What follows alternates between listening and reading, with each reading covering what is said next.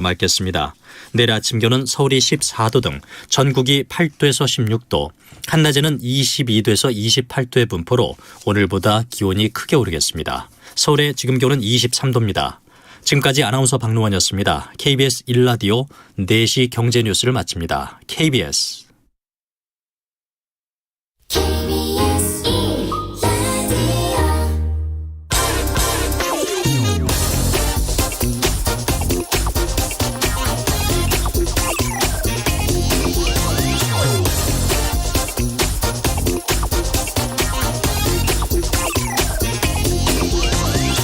(4대강) 사업 당시 옛 대우건설이 입찰 담합으로 손해를 끼쳤다며 한 시민단체가 제기한 소송의 대법원 최종 판결이 오늘 나왔습니다.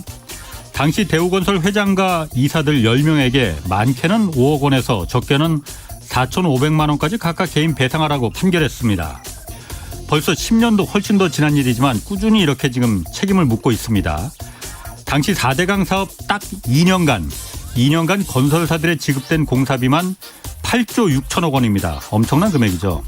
건설사들은 하나같이 이거 하기 싫었는데 어디로 끌려 들어가서 손해만 봤다 이렇게 주장하고 있습니다. 저도 그 말 믿고 싶습니다. 그렇지만 당시 취재했던 사례 한 가지만 들어보겠습니다. 당시 25톤 덤프트럭 한 대 임차하는데 기름값과 노무비, 보험료 등등해서 하루 52만 원씩 지급했습니다. 그런데 이걸 정부에 요청해서 받아간 임차료는 한 대당 82만 5천 원이었습니다. 한 대당 30만 원 넘는 차액, 이거 다 누가 먹은 건가요? 시민단체들이 이건 도저히 손해가 날 수 없는 구조라면서 공사 원가를 공개하라 이렇게 요구했지만 건설사들은 이건 영업 비밀이라면서 지금까지도 공개를 거부하고 있습니다. 세금이 들어간 사업이니 국민들이 바가지를 썼는지 안 썼는지 이거 공개하라는 요구가 어떻게 영업 비밀이 될 수가 있는 건지, 그리고 더 기가 찬 건 정부도 그걸 영업 비밀이라고 인정해주고 있다는 점입니다. 네, 경제와 정의를 다잡는 홍반장, 저는 KBS 기자 홍사원입니다. 홍사원의 경제쇼 출발하겠습니다. 유튜브 오늘도 함께 갑시다.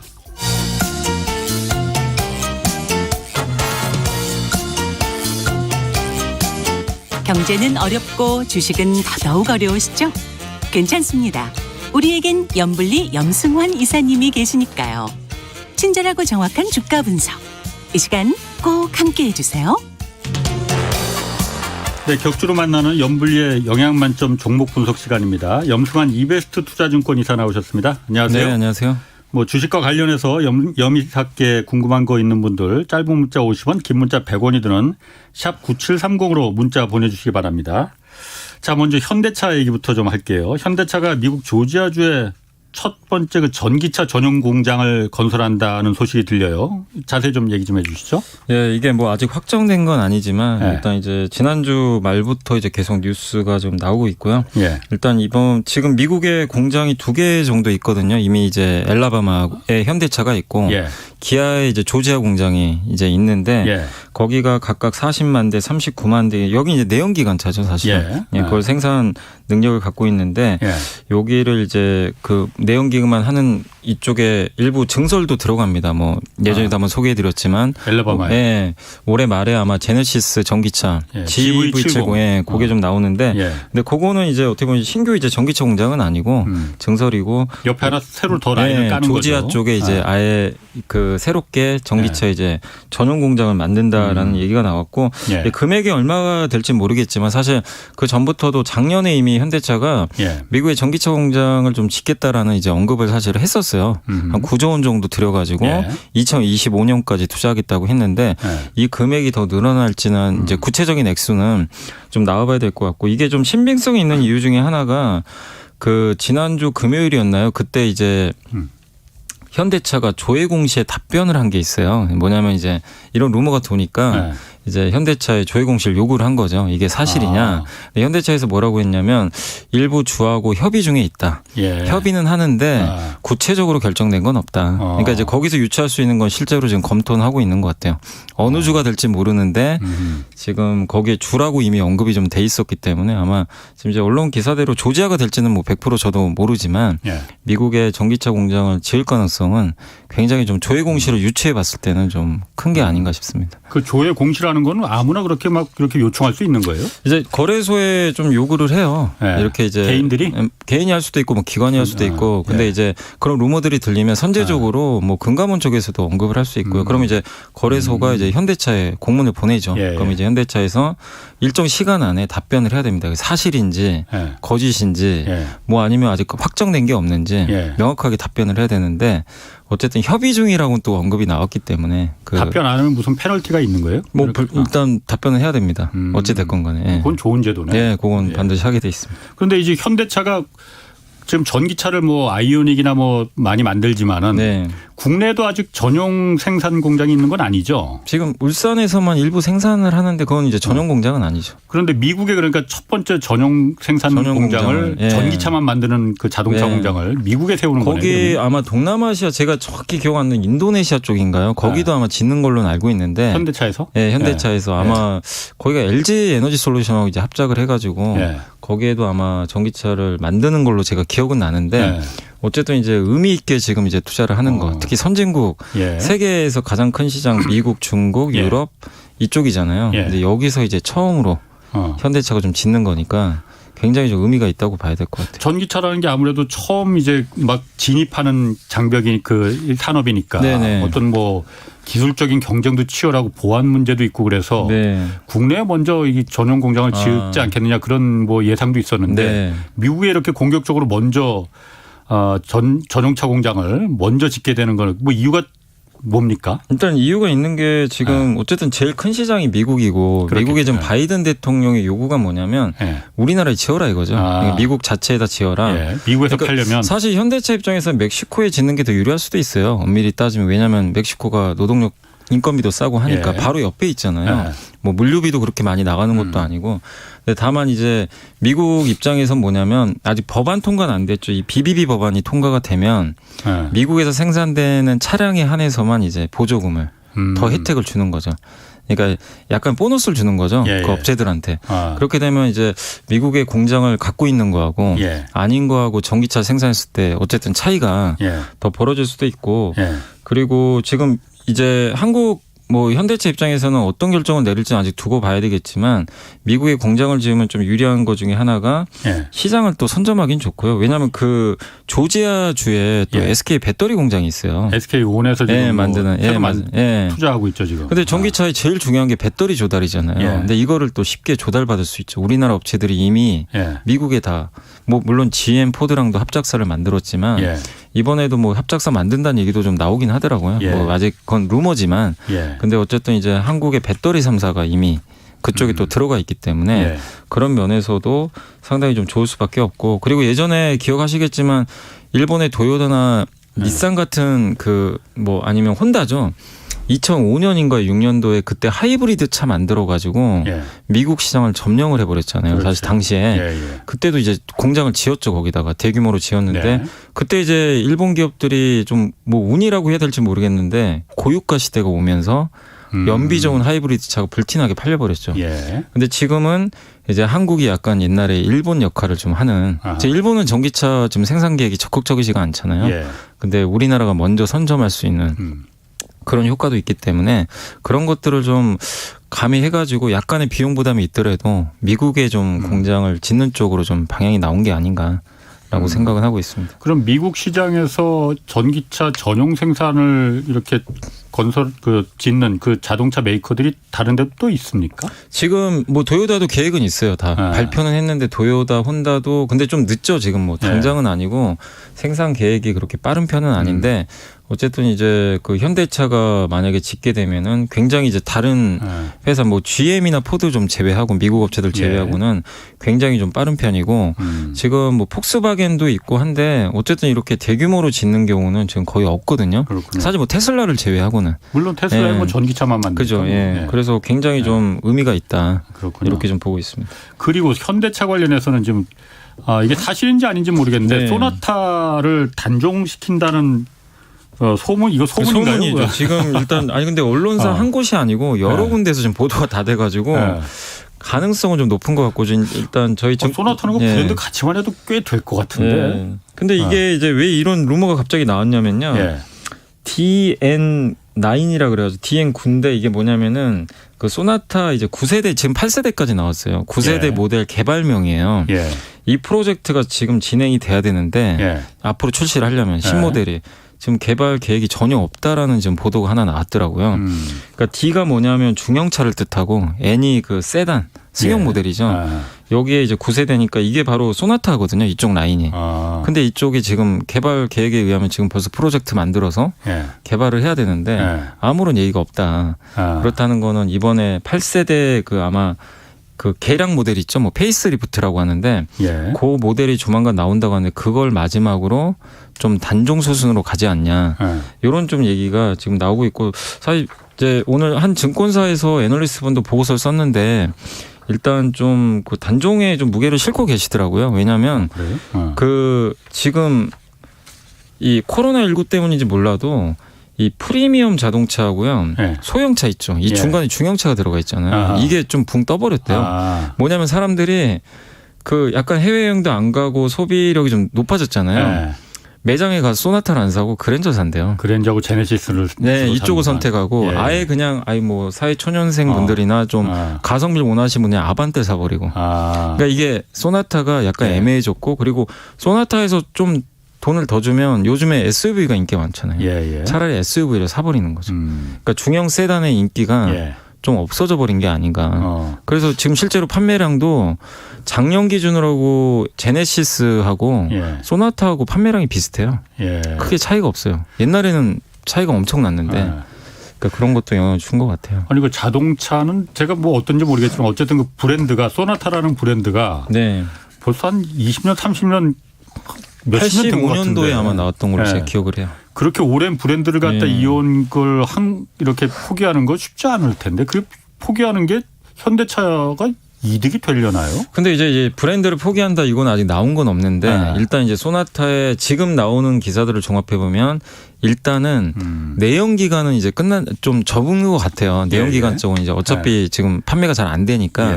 근데 이제 기자님 지적대로 과연 소나타를 전기차 브랜드로 만들어서 낼 수도 있어요. 근데 그건 아직 모릅니다. 그러니까 소나타 모델을 전기차로 해서 유지를 할지 아니면 아이오닉 모델로 그냥 아예 바꿔서 소나타 전체 그냥 브랜드를 없애버릴지 이건 이제 현대차의 결정에 달린 것 같아요.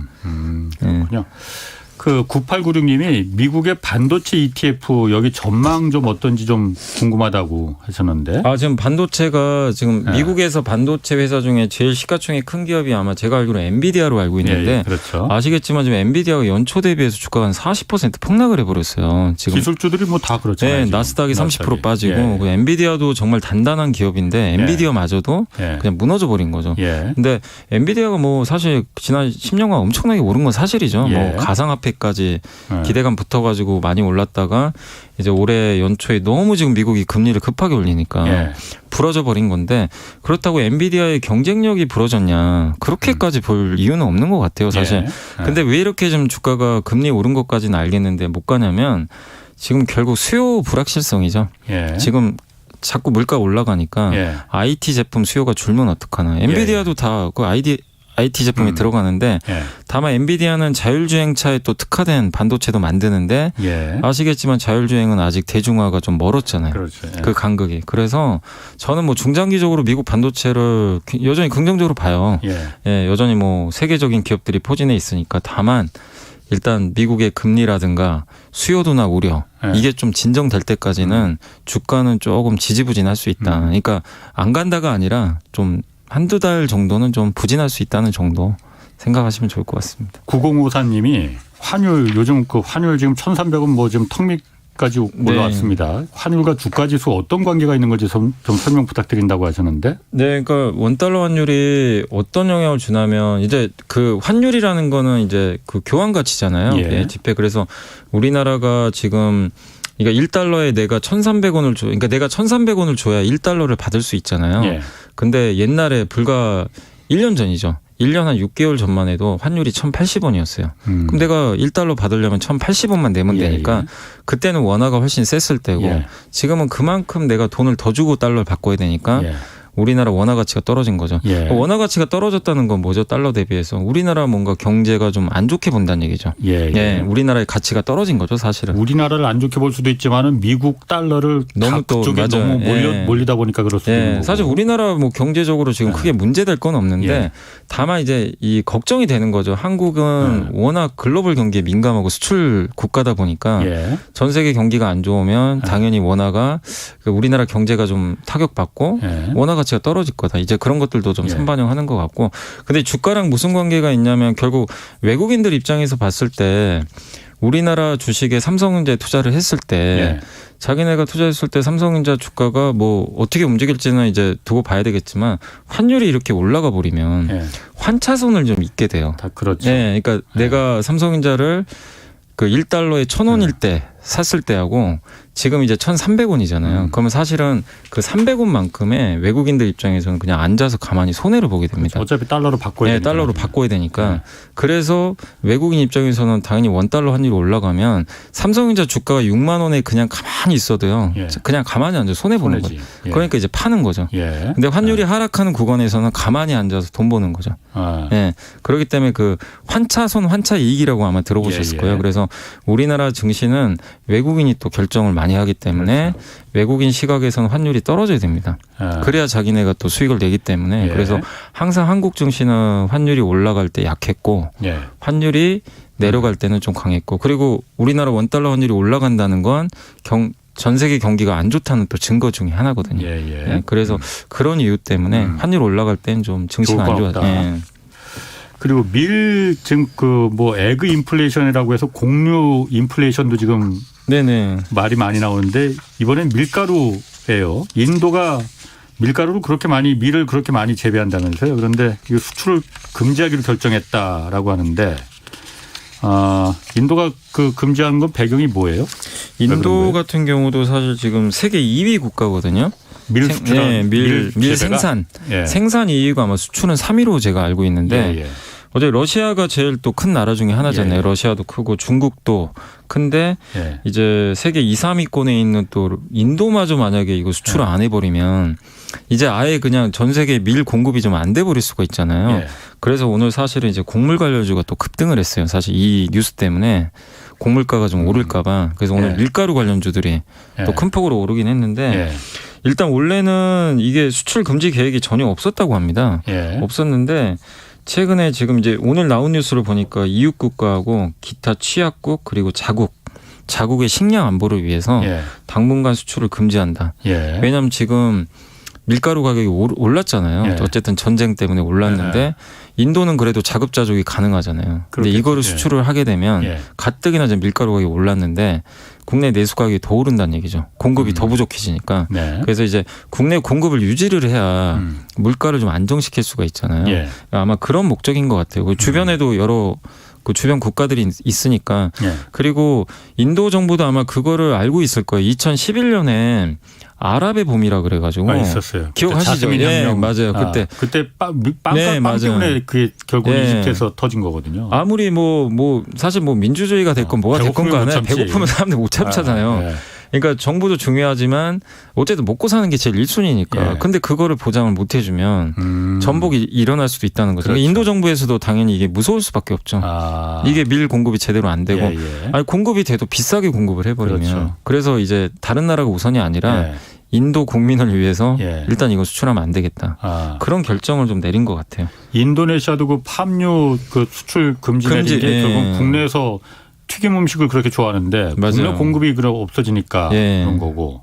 그러면 아까 그 당장 이것 때문에 밀가루 곡류 그 관련 기업들이 주가가 올라갔다고 했잖아요. 네. 그러니까 곡류를 그러니까 밀가루 관련된 그런 기업들입니까? 아니면은 밀가루를 이용해서 가공식품을 만드는 뭐 라면이나 과자 업체 이런 업체들이 오늘은 밀가루 업체들이 올랐어요. 밀가루 업체들이. 그러니까 뭐냐면 이제 밀을 수입에다가 밀가루를 만들잖아요. 사실 이제 가루 만들 때. 근데 이런 보통 이제 이걸 소재라고 많이들 표현하더라고요. 뭐 사실 뭐 비료도 마찬가지고 하지만 사료도 마찬가지고 이거는 농산물 가격이 오르면 바로 가격 전가가 가능하다고 하더라고요. 근데 가공식품은 약간 그 사회적 합의도 좀 있어야 되잖아요. 내가 뭐 고추장 가격 올리고 싶다고 해도 당연히 좀 거부할 수도 있는 거. 라면 예. 가격도 마찬가지잖아요. 예. 올리는데 참 이게 반대가 많으니 쉽지 않죠. 또 지금 또 새 정부가 들어왔기 때문에 예. 물가에 또 관심이 많잖아요. 근데 이제 밀가루나 이런 것들은 바로 또 가격 전가가 가능하다 보니까 그래서 아마 이런 부분 때문에 오늘 밀가루 관련주들이 일단 오늘 급등을 해버렸고요. 사실 밀가루주만 오른 게 아니라 결국 모든 게 다 곡물이잖아요. 예. 그래서 오늘 사료주도 급등하고 그다음 뭐 육개 관련주, 뭐 닭고기 관련주라든가 왜냐하면 이제 그 사료값이 오르면 닭값도 오른다는 얘기죠. 돼지고기 가격. 그러니까 이쪽 관련주가 식품 가격이 다 올랐는데 물론 오늘 가공식품주도 좀 일부 올랐어요. 올랐지만 상승폭은 뭐 제일제당이나 이런 기업들도 오르긴 올랐는데 이 기업들은 상승폭이 크진 않았습니다. 그 라면이나 과자 같은 가공식 밀가루를 이용해서 뭘 만드는 업체들은 그 가격 전가가 라면값 쉽게 올리기 어렵기 때문에 오히려 주가는 그 악재일 것 같은데. 그러니까 이게 당장은 실적에 오히려 부담이죠. 사실은 왜냐하면 원재료 비용은 뭐 30-40%씩 올랐는데 그렇죠. 라면까지 지금 못 올리잖아요. 작년에 한번 올렸는데 올려야 되는데 근데도 주가가 오르는 이유는 결국 명분은 생겼기 때문에 언젠간 올릴 거다. 언젠간 올릴 거다. 근데 이제 왜 그러냐면 올리면 라면 가격은 다시는 안 떨어지거든요. 근데 곡물가는 언젠간 떨어지거든요. 그래서 이제 그걸 미리 좀 선반영하는 것 같아요. 언젠가는 가격 올리고 곡물가 떨어지면 이익은 오히려 더 좋아지는 거죠, 나중에. 그럼 앞으로 밀가루 가격 같은 경우에는 지금 뭐 그 전쟁도 있지만은 뭐 지금 기후 위기도 있고 그래서 뭐 생산량이 그렇게 뭐 다시 늘어날라나 어떨라나 모르겠습니다. 밀가루 가격은 계속 올라가는 거예요? 어떻게 되는 겁니까? 그런데 지금 실제로 많이 올랐는데 이게 근데 제일 중요한 거는 전쟁보다는 그거라고 하더라고요. 아까 말씀하신 대로 기후가 더 중요하다고 하더라고요. 기후만 좀 안정적으로 이렇게 너무 가뭄이 온다거나 홍수 뭐 이런 것만 아니고 정상적으로 가면은 어쨌든 공급이 더 늘어날 여지는 있다고 하더라고요. 워낙 또 미국이나 이런 데서 그리고 중국이 세계 한 2위 정도 하는데 중국이 그동안 이걸 파종을 제대로 못했나 봐요. 그 코로나 때문에 봉쇄당해가지고. 근데 뭐 오늘 뉴스 보니까 상해시도 좀 이제 다 6월부터 풀어준다는 얘기가 좀 들려서 중국만 좀 정상적으로 복귀하면 농산물 가격은 조금 그래도 좀 안정화되지 않을까 예상을 하고 있습니다. 그렇군요. 6164님도 지금 그 원자재 가격 너무 올라서 건설주 이거 걱정스럽다고 하는데 뭐 그 얘기 나오는데 다른 원자재 가격 상황은 좀 어떻습니까? 지금 원자재가 다 지금 뭐 난리가 아니고요. 사실은 뭐 국제유가가 다시 110달러 또 넘어가 버렸고 또 100달러 밑으로까지 한번 떨어졌다가 너무 널뛰기를 막 유가는 누가 중간에서 장난질을 치는 건지 이게 원유를 트레이딩하는 쪽이 되게 많아요. 투자 트레이더들이. 그러니까 제가 보니까 이게 명분은 러시아 침공으로다가 그 공급이 문제가 생겼다고 하는데 이 국제 투기꾼들이 중간에서 이거 장난을 치는 거 아닌가? 안 그러면 이렇게까지 막 널뛰기를 할 리가 있겠습니까? 실제 뭐 헤지 펀드도 있을 거고 보통 이제 우리가 흔히 이미 이건 증권가에서 용어로 쓰니까 투기적 순매수 포지션이라고 있어요. 그런 것들도 나와 있거든요. 이제 결국 거기다 앞에다 투기적으로 붙었다는 거는 사실 원자재 가격이 우리가 가치를 어떻게 평가하겠어요. 그러니까 대부분 좀 투기성으로 좀 잡히긴 하는데 그런 이제 현물은 우리가 뭐 직접 드럼통을 살 수는 없다 보니까 선물로 거래를 하는데 그 선물이라는 것 자체가 레버리지를 엄청 쓰거든요. 일단 빚을 내서 하는 거거든요. 어느 정도. 그러다 보니까 변동성이 클 수밖에 없어서 이게 조그만 공급 이슈가 생기면 기본적인 가치보다 훨씬 많이 오르는 그런 모습들이 있어서 원자재 가격 특히 유가는 예측하기가 좀 너무 어려운 것 같고요. 일단 작년에도 50% 올랐는데 그 원자재 가격이 이번 1분기에도 지금 거기서 또 45%나 올랐거든요. 그러니까 지금 하늘 높은 줄 모르고 올라가는데 가장 큰 원인은 결국 공급이잖아요. 공급이 안 된 건데 이 공급이 해결될 지금 기미는 아직 안 보이는 데다가 또 한 가지 이걸 걱정이라고 해야 될지 모르겠는데 에너지 가격이 쉽게 안 빠지는 쪽에서 보는 이유가 이제 중국이 인프라 투자까지 해버리면 중국이 부양해야 되잖아요. 지금 너무 오늘도 경제 지표가 너무 안 좋게 나왔더라고요. 근데 그럼 결국 경기를 살리려면 부양을 해야 되는데 그러면 원유 수요가 늘어난단 말이에요. 그러면 공급은 부족한데 중국이 또 원유 수요까지 늘려버리면 또 기름을 붓는 거죠, 사실은. 그래서 국제 원자재 가격이 좀 쉽게 빠지기는 어렵다는 얘기가 계속 좀 나오는 것 같습니다, 지금. 그리고 아까도 저 뭐 청취자 질문이 있었지만은 올해 1분기에 그 주요 인테리어 회사들 영업이익이 뭐 거의 뭐 반토막 이상 감소했다고 하는데 이것도 이제 원자재 가격, 건설 원자재 가격, 뭐 인테리어 원자재 가격 이게 워낙 올랐기 때문인 거겠죠? 네, 이게 이제 국제 원자재 가격도 좀 오르고 네. 뭐 올해 보니까 그 한샘도 그렇고요. 예. 인테리어 업체들 지금 실적이 되게 안 좋아요. 그러니까 뭐냐면 한샘은 매출도 감소했는데 영업이익이 60%나 줄어들었고요. 매출이 좀 줄었어요. 근데 이익은 60% 감소했고 LX 하우시스라고 이 회사도 이제 건자재 네, 회사인데 창호. 예. 네. 여기는 매출이 증가했는데 이익이 76% 감소했고요. 현대리바트도 대표적인 이제 건자재 인테리어 네. 회사잖아요. 여기도 매출이 늘었는데 영업이익이 무려 70%나. 예. 근데 이제 대부분의 이유가 이게 두 가지인데 일단은 그 원자재 가격, 여기 목재 가격이 많이 올랐어요. 예. 목재로 많이 가구를 만드니까 목재 가격이 역대급으로 상승을 했고 이 목재 말고도 이 건자재에 많이 쓰이는 게 PVC 같은 폴리염화 비닐이라고 하는데 예. 이것도 많이 소재로 쓰이고 거기에 또 인건비 보통 인테리어 할 때 시공 같은 거 많이 네. 하잖아요. 그 시공비까지 예. 급증을 하다 보니까 이거를 그러면은 가격을 정가시켜야 되잖아요. 예. 근데 가격을 올리긴 올렸는데 원자재나 인건비 비용만큼 못 올렸다 그러더라고요. 그럼 당연히 매출이 조금만 늘어도 비용 부담이 너무 크니까 예. 이익이 그냥 이제 확 줄어버리는 거죠, 사실. 그리고 한 가지 더 있는 게 지금 이제 윤석열 정부에서 어떻게 뭐 부동산 정책을 내놓을지 모르지만 네. 재건축 규제 완화 얘기는 나오잖아요. 근데 예. 어쨌든 아직까지는 그 기존에 이제 문재인 정부 하에서 규제가 계속 이어지고 있잖아요. 예. 그러다 보니까 규제 효과인지 모르겠지만 어쨌든 지금 부동산 거래가 많이 줄어버렸거든요. 부동산 뭐 거래가. 규제라기보다는 네. 집값이 내려간다고 생각하니까 네. 사람들이 안 사는 거지. 그러니까 어쨌든 예. 지금 완전히 줄어버렸죠, 예, 예, 사실은. 예. 그러다 보니까 건자재 회사는 이사를 많이 가야 그렇죠. 인테리어 매출이 늘어나는데 네. 이게 어쨌든 지금 집값도 지금 실제 내려가고 있잖아요. 예. 실제로는 또 예. 지방은 더 굉장히 안 그렇죠. 좋은 예. 상황이고 그러다 보니까 사람들이 당연히 말씀하신 대로 관망하겠죠. 거래를 안 하고. 근데 주택 거래가 늘어나야 인테리어도 좋거든요. 그렇죠. 물론. 근데 이제 아직은 정부 정책은 안 나왔고 예. 그 중간에 거래는 관망 분위기고 거기에 원자재 비용 올라가고 그러니까 좀 대부분의 애널리스트 분들은 하반기는 좀 좋아지지 않을까. 뭐 정부 정책 나오면 그렇게 보는데 상반기까지는 좀 안 좋을 걸로 좀 그럼 보는 인테리어 업체는 그렇다 치고 건설사들은 어떻습니까 그러면? 건설사도 지금 분위기가 안 좋아요. 왜냐하면 시공 기간이 길어져 버렸어요. 시멘트도 구하기가 어렵고 가격이 오르는 건 둘째치고 물건이 이게 없대요. 공기가 늘어나면 당연히 그 피해를 비용의 부담으로 돌아오는 거니까. 그래서 둔천동 사태도 사실 예. 그게 원인이잖아요. 예, 사실 예. 원자재 가격이 너무 오른 게. 그래서 이런 것들은 다 건설회사에 다 비용 부담으로 잡히니까. 그래서 사실 이제 그때 선거 끝나고 나서 한번 건설주들이 올랐다가 예. 이 공급은 느는 건 명확하겠지만 예. 당장의 실적이 이제 안 나오는 거죠. 그래서 실제로 지금 1분기 실적을 봤더니 예.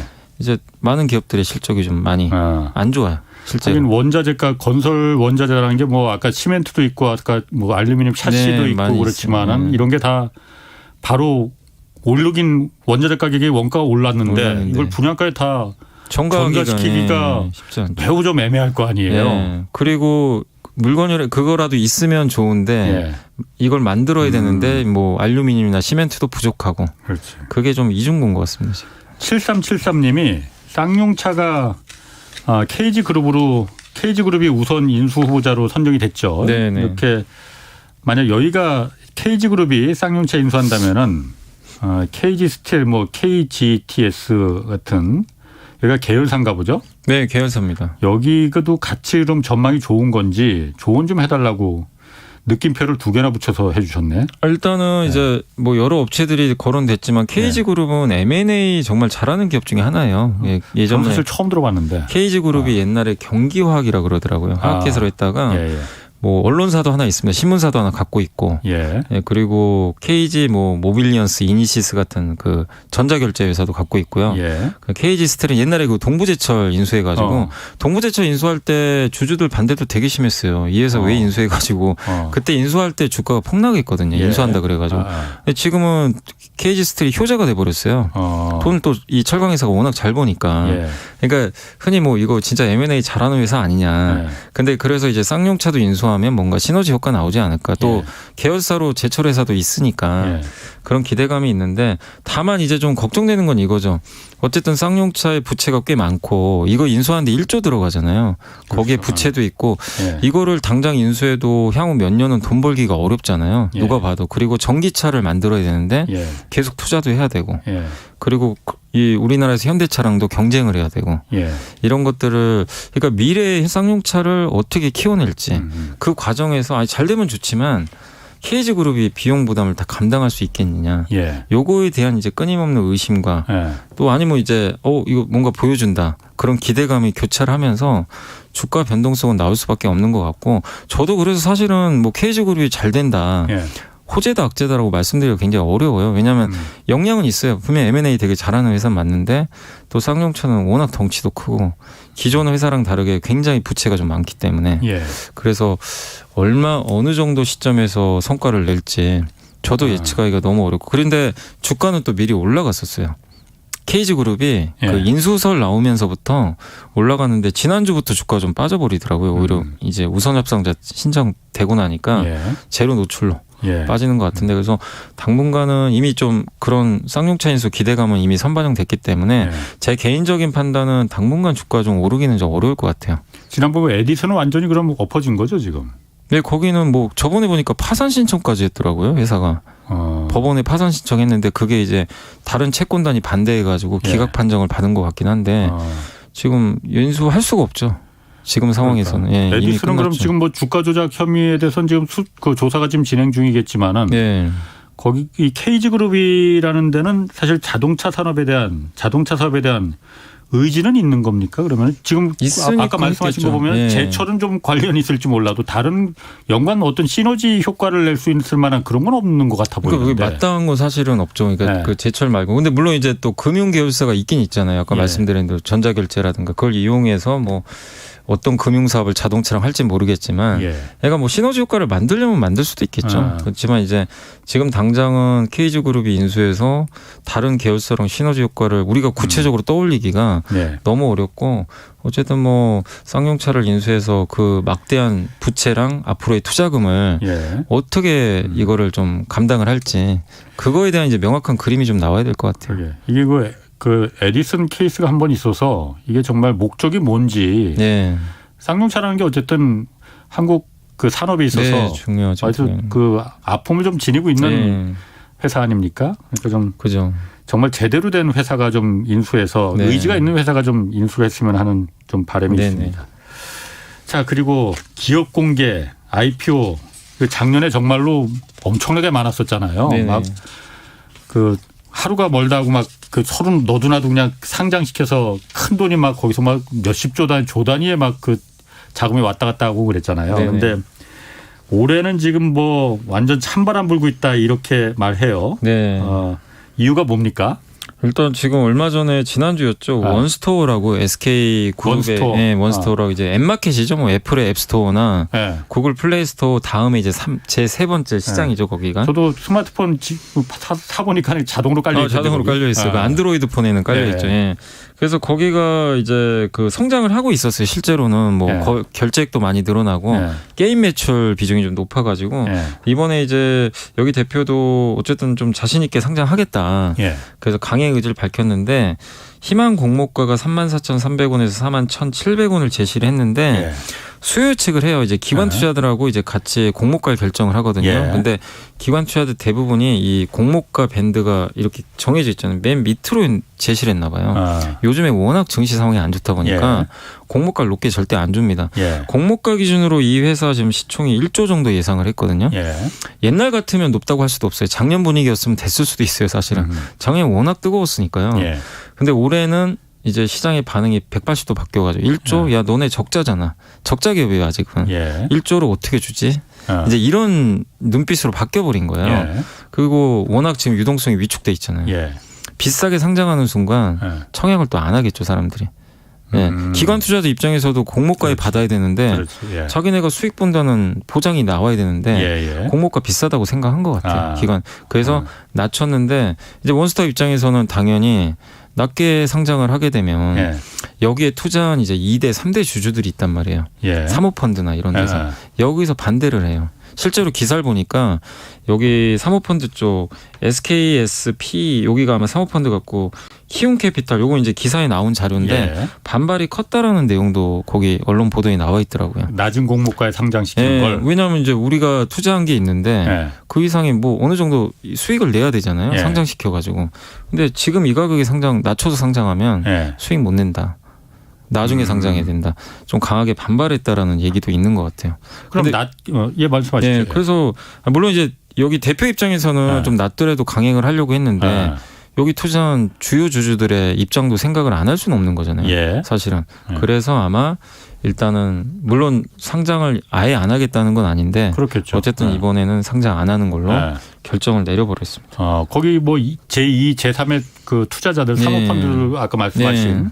그런 데들은 물론 목적이 그러니까 상장시켜서 거기서 이제 큰 투자를 받아서 이 자금을 회수하는 게 목적일 대부분 테지만 그렇죠. 사실 엑시트라 그러죠. 그거를. 그렇죠, 그렇죠. 예, 맞아요. 예. 그런데 거기서는 예를 들어서 지금 현재 그 어쨌든 작년같이 이게 뭐 기업 공개에 대해서 사람들이 네. 막 뜨거운 반응이 네. 아니니까 너도나도 막 몰려 들어가는 네. 반응이 아니다 보니까 뭐 기다린다고 해서 될 것 같지도 않은데 네. 상당히 장기간 될 수도 있고 그죠. 일단 낮게 공모가를 좀 마음에는 성에는 안 차지만은 낮게 좀 했다가 네. 이게 기업의 실적을 좀 그 계속 키워서 네. 정말 좋은 실적이 나오면은 좋은 뭔가 소재가 나오면은 기업 가치도 올라가고 실적도 네. 올라가고 그럼 주가도 올라가는 거잖아요. 네.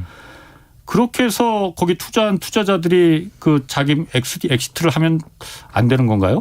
왜 그걸 못 물론 기다리지? 뭐 그거는 이제 그런 것도 하나의 방법인데 네. 그러니까 여기 이제 많은 뭐 제가 뭐 저기 사모펀드까지는 제가 모르겠지만 어쨌든 작년 같은 경우는 상장하고 나서 진짜 2, 3개월 안에 엄청난 수익들이 많이 났잖아요. 그렇죠. 예. 근데 결국 그게 목적이거든요. 대부분은 예. 어쨌든 이제 짧은 시간 안에 상장해서 좀 예. 약간 높게 상장되기를 원하죠. 예. 원해가지고 빠른 시간 안에 엑시트를 하는 거. 예. 근데 만약에 이제 지금 이렇게 낮은 가격에 상장을 했을 때 기자님 말씀대로 이제 이게 회사가 잘 돼서 올라가면 좋은데 예. 오히려 그 낮은 가격에서 또 빠질 수도 있어요. 예. 그럼 이제 그렇지. 자기네들 입장에서는 엑시트하기 더 힘들어지는 거죠. 예, 예. 그러니까 아마 차라리 지금보다는 때를 한번 기다려보겠다는 게 아닌가. 다음 기회를 한번. 근데 그게 언제가 될지는 저도 모르겠지만 예. 일단 이 가격에는 하긴 좀 어렵다라고 결론을 낸 것 같습니다. 그냥 제가 그냥 그 순진한 생각으로는 좀 낮게 상장하더라도 네. 일단 상장을 시키고 그래서 그 공개된 시장에서 경쟁을 하고 그럼 더 열심히 치열하게 주가를 올리기 위해서 실적을 내고 뭔가를 개발하고 그럴 거 아니에요. 네. 그래서 주가가 올라가면은 그럼 물론 좋죠. 뭐 예, 누이 좋고 좋은데. 매부 좋고 그럼 거기 투자한 사모펀드들도 이득일 텐데 왜 네. 굳이 한 방에 그걸 다 그냥 글쎄요. 높은 공모가에 그러다 보니까 이게 자꾸 제가 이게 네. 그 이상한 쪽으로다가 의심이 자꾸 드는 거거든요. 네. 자, 그러면은 올해 그러니까 상장 이렇게 철회한 기업들이 여기 말고도 또 많아요. 많습니다. 올해 지금 현대 엔지니어링 네. 뭐 기억하시겠지만 그리고 얼마 전에 같은 이제 자매 회사죠. SK 쉴더스 여기가 보안 회사인데 네. 여기도 상장하려다가 철회시켜 버렸고 네. 그다음에 물론 이제 그 다시 상장을 한다고 했지만 예. 보로노이라는 이제 회사가 있는데 이게 이제 그 세포 치료제 만드는 기업인데 이 회사도 3월 달에 그 신청을 했다가 예. 그 수요예측이 너무 부진해가지고 철회해버렸어요. 근데 다시 재신청을 한다고는 하더라고요. 예. 그리고 테린페이퍼라고 있습니다. 골판지 회사. 이 회사도 이제 취소를 했는데 예. 이 회사도 이제 이번에 흥행이 좀 실패했던 이유가 공모가 기준으로 PER이 한 11배 되는데 골판지 회사들이 보통 퍼가 4-5배밖에 안 되거든요. 상대적으로 비싸다는 거죠. 예. 그러니까 이제 흥행에서 실패해버린 거죠. 기관들이 뭐 이렇게 높게 했냐. 예. 그래서 결국 수요 예측에 좀 실패를 해버렸고 다만 이제 올해 상장 그 3월 달에 철회했던 기업 중에 대명에너지라고 있어요. 예. 이 회사가 뭐 신재생 에너지 사업을 하는 회사인데 이 회사는 어쨌든 재도전 해가지고 오늘 상장을 다시 했습니다. 오늘 상장을 했어요. 물론 이제 공모가는 좀 낮은 상태로. 거기는 낮게 그냥 그 해서 감수하고 그냥 다시 재상장을 했죠. 그럼 거기 대림에너지 거기 말고 또 올해 또 상장 기업 공개해서 상장시키는 회사가 또 있나요? 올해 이제 그래도 의미 있게 상장한 회사는 딱 2개밖에 없는 것 같아요. 어디가? LG 에너지 솔루션. 1월에 올해 1월에 상장했습니다. 그리고 네. 코람코 더원 리츠라고 이 리츠 회사. 여기도 꽤 큰 회사인데 이 두 개 정도가 코스피에서 굉장히 물론 코스닥은 좀 작은 기업들이 많아서 그 기업들은 대부분 상장들을 많이 했어요. 근데 굵직한 회사 중에서 실제로는 이 두 개 회사 정도가 상장을 한 것 같습니다. LG 에너지 솔루션 같은 경우에는 상장하고 공모가 비교해서 지금 주가는 어떤 상태입니까? 지금 공모가보다는 높죠. 높은 상태인데 물론 이제 50만 원 넘었다가 최근에 40만 원까지 떨어져서 좀 빠지긴 했지만 아직까지는 그래도 공모가보다는 높은 위치고 워낙 성장성이 높으니까 다만 이제 저도 맞아요. 지난주에 기사를 주말에 읽다 보니까 카카오페이 직원들하고 그러니까. 카카오뱅크인가요? 거기 직원분들이 지금 굉장히 좀 약간 좀 멘탈이 좀 안 좋다. 왜냐하면 물론 이제 받은 거. 직원들분들 입장에서는 이게 좋다 말아버린 게 자사주를 그러니까 자기 이제 그 우리사주를 받았잖아요. 근데 당시에 보통 평균 3억, 4억 정도 신청을 했다고 하더라고요. 기사를 보니까 당연히 대출을 좀 받았겠죠. 근데 이제 공모가 대비해서 주가가 막 두 배 넘게 올랐었잖아요. 한 번. 처음에는. 그래서 5억, 6억까지 평가액이 늘어났는데 지금은 공모가보다 다 빠져버렸어요. 그때는 팔 수는 없었죠. 못 팝니다. 이게 보호예수가 걸렸기 때문에. 내가 퇴사를 하면 팔 수 있어요. 회사를 그만두면 팔 수 있지만 회사에 다니는 이상 1년 동안 못 팔아요. 그러니까 직원들은 보호예수 1년인데 근데 카카오페이 직원분들이 더 힘들어 하시는 게 뭐냐면 그 대표이사는 바로 팔아버렸잖아요. 거기는 스톡옵션이라서 보호예수가 안 걸렸어요. 안 걸려서. 그래서 지금 더 좀 힘들다고 좀 하시는 것 같더라고요. 참 그 미국에는 어떻습니까? 미국 IPO 그 기업 공개 IPO도 우리처럼 이렇게 찬물인가요? 지금 미국도 거의 비슷합니다. 작년에 미국도 IPO가 굉장히 좀 많아가지고 지난 사실 작년만이 아니라 2년 동안 주식 공급이 폭발적으로 증가를 했어요. 미국도 IPO 시장이. 그래서 굉장히 거대한 시장이 열렸는데 작년에 그 150조 정도 시장이 열렸대요. IPO 시장이 미국에서. 이게 역대 최대라고 하는데 닷컴 버블 때 2000년 아시죠? 그때 IT 버블 때가 100조 정도였을 때요. 그때가 최고 화랑일 때. 근데 그걸 뛰어넘어 버렸죠. 근데 현재 올해 지금 5월 13일까지 이게 조사가 나온 게 있는데 미국 IPO 시장 규모가 지금 현재까지입니다. 5조 원밖에 안 된대요. 그러니까 한마디로 그냥 지금 미국도 IPO 시장이 완전히 지금 좀 죽어 있다라고 보는 게 맞는 것 같습니다. 그 IPO 시장이 죽었다는 건 닭이 먼저냐 달걀이 먼저냐겠지만은 주식 시장이 안 좋으니까는 IPO 시장이 같이 안 좋아지는 건가요, 그러면? 이게 왜냐하면 유동성이에요. 결국 왜냐하면 지금 시중에 유동성이 너무 많고 그러면 작년하고 재작년에 IPO 시장에서 흥행했던 기업들을 잘 보시면 대부분 언택트 수혜주들입니다.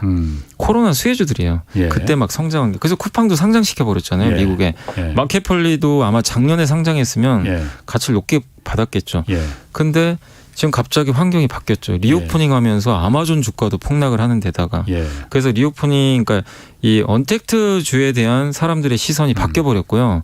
한 가지 더가 이제 이런 기업들은 다 성장주인데 금리가 이게 그냥 조금 오르는 게 아니라 한 번에 자이언트 스택까지 얘기 나오잖아요. 0.75. 너무나 이건 급하게 올리는 거거든요. 그러면 유동성이 다 빠져나가 버리죠. 그러면 IPO하는 대부분의 기업들이 사실은 현금이 많은 기업이 아니잖아요. 상장해서 현금 받아서 투자하는 건데 어떻게 그걸 자금을 조달하겠어요. 그리고 시장에서 보는 사람들도 자금이 부족한데 쉽게 옛날처럼 높게 평가를 내릴 수도 없고 돈을 후하게 줄 수도 없어요, 사실.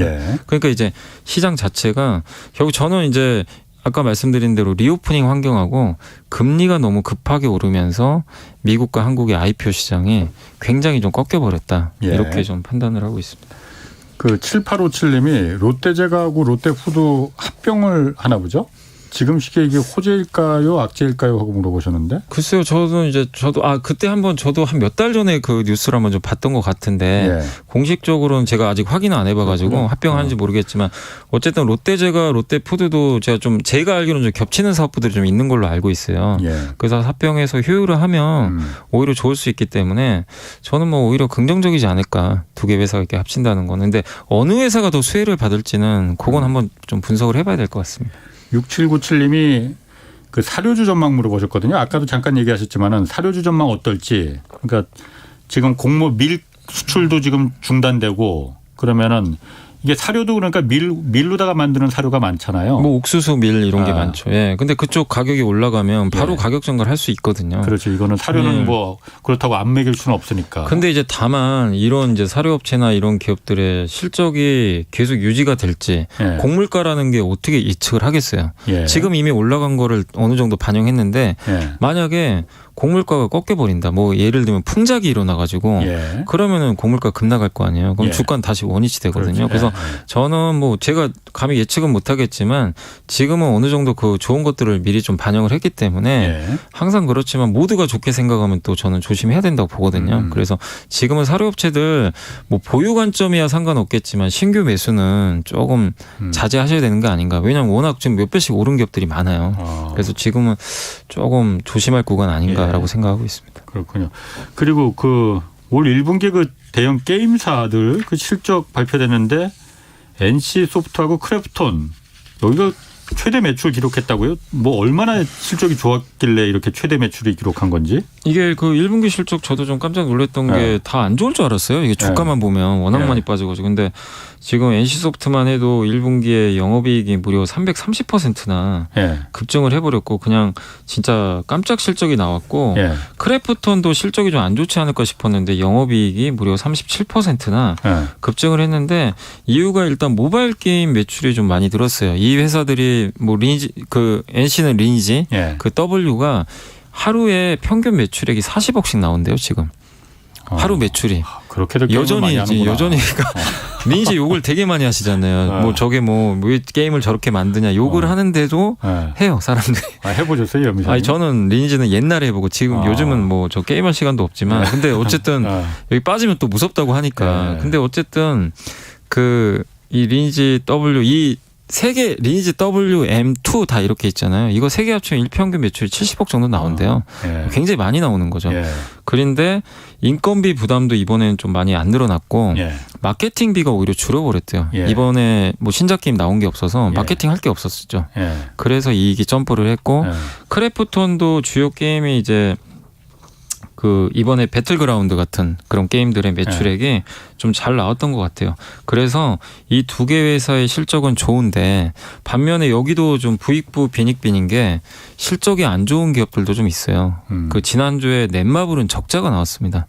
그래서 주가가 하루에 13% 폭락을 해버렸고 그 펄어비스도 실적이 물론 기대치엔 부합했지만 작년과 비교해서는 굉장히 또 안 좋게 나와가지고 이 펄어비스는 주가가 또 많이 빠지고 그래서 업체마다 주력 게임이 잘 되는 업체는 그래도 실적 좋은데 주력 게임 매출이 줄어드는 기업들 있잖아요. 이쪽은 그냥 실적이 좀 오히려 곤두박질 치는 그래서 굉장히 편차가 심한 그런 상황이 나왔던 것 같아요. NC 소프트는 모르겠는데 크래프톤은 그 공모할 때도 이제 그 좀 말이 있었고 공모한 다음에도 그러니까 주가가 계속 좀 내려갔었잖아요. 근데 실적이 이렇게 좋은데 그러면 실적이 이렇게 좋은데도 주가가 내려갔으면은 실적이 이렇게 좋다는 게 발표됐으면은 앞으로는 좀 기대해도 좋은 건가요? 근데 이게 그거죠. 이제 크래프톤이 이번에 이익이 늘긴 늘었지만 연속성이 있겠느냐. 왜냐하면 뭐 NC도 마찬가지로 오늘 둘 다 빠져버렸거든요. 이 좋은 실적에도 빠진 이유는 2, 3분기 또 안 좋다라는 전망이 나오고 있어요. 왜냐하면 게임이라는 게 나온 지 오래되면 점점 매출은 줄잖아요. 그래서 신작 게임이 나와서 받쳐줘야 되는데 그게 과연 가능하겠느냐 지금 당장은. 그래서 크래프톤과 지금 NC소프트에 대한 거는 2분기, 3분기에 대해서는 약간 좀 퀘스천 마크들이 일부 있는 거. 근데 뭐 올해 연말하고 4분기는 또 신작 게임들이 나온다고 하니까 올해 하반기로 갈수록 또 좋아질 수 있는데 1분기 실적 이후로 좀 약간 감소 우려가 좀 일부는 좀 있는 것 같습니다. 김현재 님이 미국은 집값 주식 거품이 너무 심해서 인플레이션이 이렇게 장기로 가면은 2008년 그 리먼 사태 금융위기 때보다 더 심한 주가 폭락이 올 수 있다고 본다고 해요. 염이사님 의견은 어떠시냐고 좀 물어보셨거든요. 그래서 사실 그 파이르장도 실제로 이제 이런 그 자산시장, 그 자산시장이 너무 올라가는 것도 물가에 영향을 주거든요, 사실 인플레. 그래서 그 언급도 했어요. 자산시장이 좀 급락을 해도 좀 감내를 해야 된다. 그 말했습니다. 굉장히 세게 말했어요. 그래서 이제 사실 그때 또 시장이 흔들렸죠. 그러니까 이제 주식시장이 빠져도 옛날에는 주식시장이 빠져서 막 투자들이 약간 징징대면 들어줬죠. 완화도 해주고 그래 내가 달래줄게. 근데 지금은 굉장히 단호하거든요. 물가가 워낙 다급한 상황이라서. 네, 다급하니까. 예. 그래서 뭐 버블이 터질 수도 있다는 얘기도 있는데 예. 다만 저는 이제 모르겠어요. 워낙 미국에 좋은 기업들이 많이 있잖아요. 예. 시장을 선도하는 그 예. 기업들이 거품인지는 솔직히 모르겠어요. 지금 예. 워낙 빠져서. 다만 미국의 기업들도 보시면 이미 IT 버블 이상으로 폭락한 기업들이 수두룩합니다.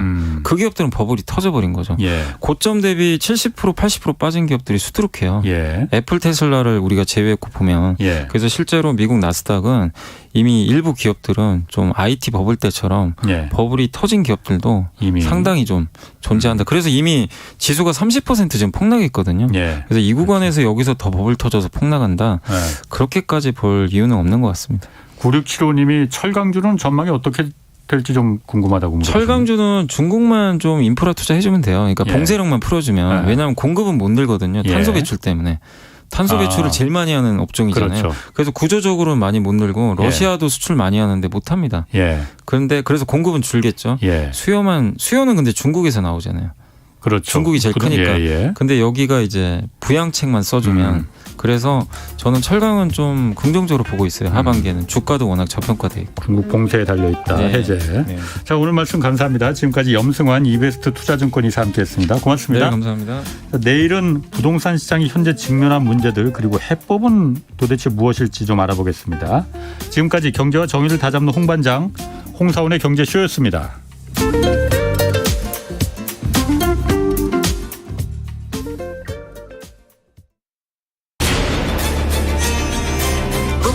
K 드라마